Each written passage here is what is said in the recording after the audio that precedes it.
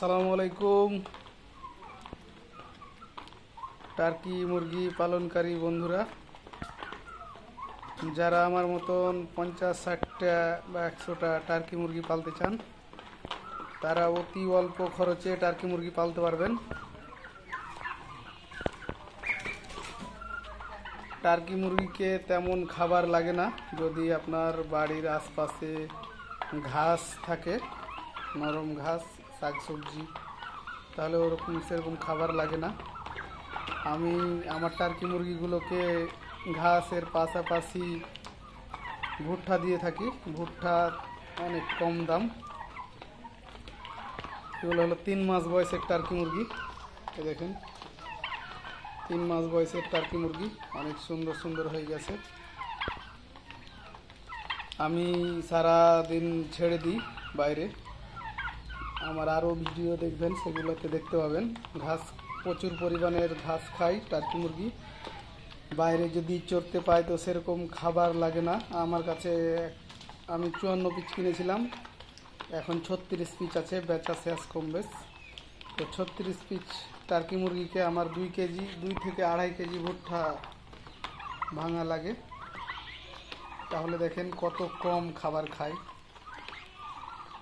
আর এগুলাকে যদি পোলট্রির খাবার খাওয়ান তাহলে আপনার দিনে 100 গ্রাম করে বেড়ে উঠবে টার্কি মুরগি।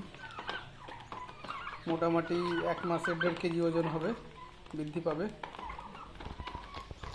আর যদি আমার মতো করে পালতে চান, 3 মাসে 2 কেজি, কোনোগুলো 2.5 কেজি, কোনোগুলো মাদিগুলো 1.5 কেজি এভাবে হয়েছে। কিন্তু গোশটা অনেক সুস্বাদু হবে আমারটা, কারণ ঘাস আর আমি ভুট্টা সকালবেলা ভুট্টা দিয়া সকালবেলা 1 কেজি, আর সন্ধ্যাবেলা মোটামুটি 1.5 কেজি।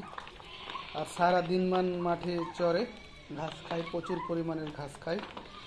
যেগুলো নরম পাতার ঘাস আছে সেগুলো সবই খায়।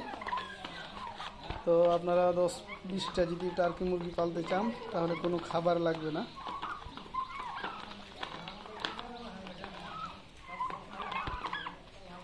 খাবার ছাড়াই টার্কি মুরগি ছেড়ে পালতে পারবেন।